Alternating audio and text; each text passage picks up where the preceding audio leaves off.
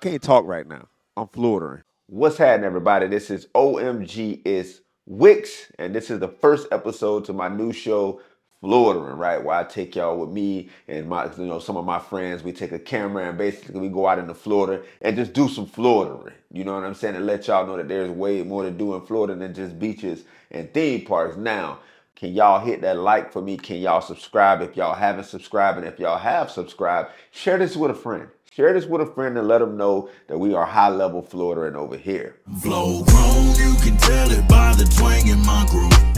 All right, so we're on the road. We almost there. We got about, almost 2 hours or something. I'm doing pretty good. I ain't speeding at all. Just, I'm in the left lane, so it ain't speeding if you're in the left lane, So the first adventure that I went on was scuba diving with Sweetwater Scuba. Now I know it's gonna be some people in the comments that are gonna be like, how did you go, scuba diving when you don't even know how to swim? And to that I will say, valid question. We about to do some scuba diving, y'all. I can't swim, so this is gonna be interesting. Wait, you can't swim? While letting him know that I can't swim, Rudy let him know that he can't swim. So now out of the people that we're taking up there, Manny's the only person that can swim. So if you got in the pool, you couldn't swim from one side to the other side? No, I can't swim from one. Bro, I can do the whole, you know how you like pick your feet up and do the real quick and then go to the bottom? That's what I do. Basically what Kenny told me is that you don't have to be the best swimmer. We're going to take y'all on our journey. Kenny with Sweetwater. I trust Kenny, y'all. I can't swim. Kenny said it's okay. I trust Kenny. While we're heading to the water, Rudy's main concern is seeing an alligator. Kenny was like, we normally don't see alligators out here. He's been there multiple times. He hasn't seen an alligator out there. Y'all want to know the first thing we seen when we got to the water?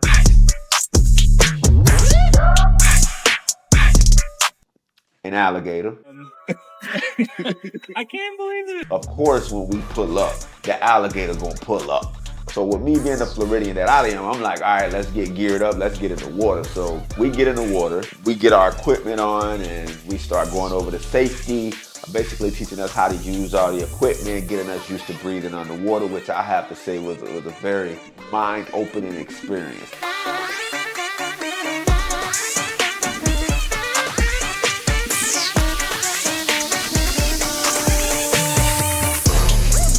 Once we got that, a little bit under control, we started working on the buoyancy part. Now that's the part to where I struggled, y'all. That was the part to where I struggled because I could not stay at one level for nothing. But it was just, I was bouncing and I was hitting everything. I was, hitting the bottom. They was like, you're not supposed to touch the bottom. I'm like, listen, I'm all over the bottom. But eventually I was able to get some kind of balance in there. It still wasn't good, but it was some kind of balance. You know what I'm saying?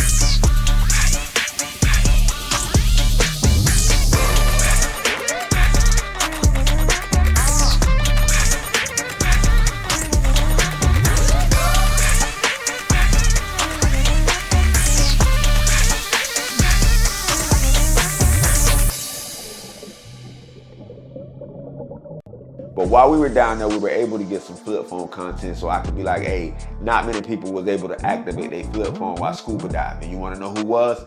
I was. I was able to activate my phone while scuba diving. So once we're down there scuba diving, we get some flip phone content.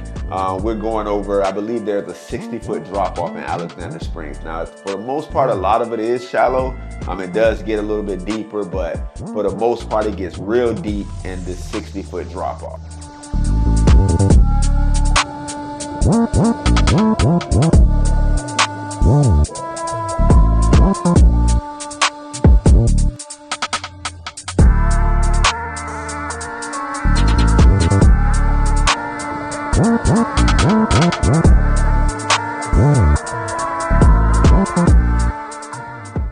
Now, after we did that, it was time to get some more content.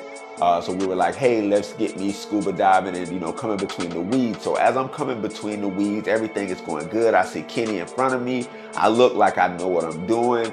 And then tragedy happened.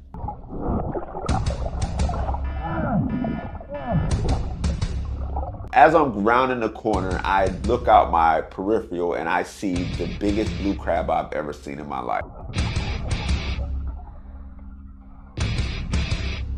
I see the crab looking at Kenny. The crab is watching Kenny. Kenny's watching me. So then Kenny sees the crab, so he starts filming the crab. So now Kenny and the crab are having what I believe was a stare off. They were kind of doing this stare off thing. The crab was circling Kenny. Now the problem with that was, like I told you, I was behind Kenny. I don't know how to swim, so I don't know how to stop. I had to finally got some motion. So as I'm going through the brush, I see the crab. The crab is now in front of me. Now I don't know how to stop once again. So I did what I could do. I grabbed all the brush all over the side. I grabbed all the weeds, y'all. I was in the weeds. I was trying to get away from this crab. I guess me rustling in the weeds kind of spooked this crab and it took off. So the crab went one way, I went the other way. I don't know if the crab was scared of me. I just know that I was scared of it. I'm flow grown, you can tell it by the twang in my groove. Inside my bones, I can feel it like the rain on my roof. I got a hole on the roasted salt off in my room. We don't run away, but we shoot. Gotta have a little mud on our boots.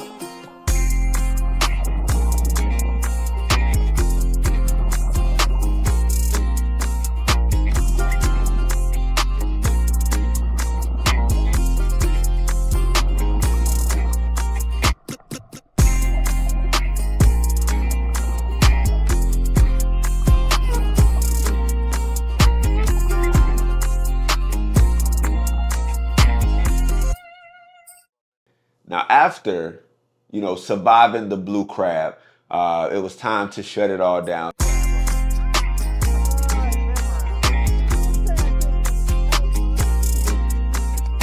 Basically wrap up the experience, go through everybody's experience, start taking the equipment back to the trucks, and that's when I realized how heavy this scuba equipment is. Like, listen to me. If you ever decide, hey, I'm going scuba, the day before that, make sure you just skip leg day. Skip leg day, because I promise to you, you're gonna need your legs when you're taking this scuba equipment. Your legs and your back. You're gonna need both of them. You're gonna need it. How is it? Stuff together first.